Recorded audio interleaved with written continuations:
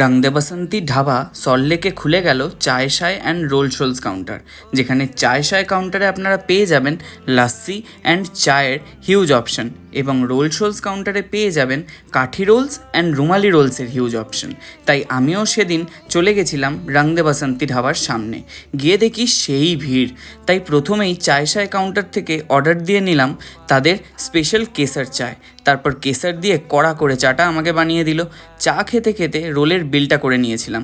ভিড় ভালোই, তাই একটু তো ওয়েট করতেই হবে। আমি অর্ডার দিয়ে দিয়েছিলাম তাদের এগ চিকেন কাঠি রোলটা।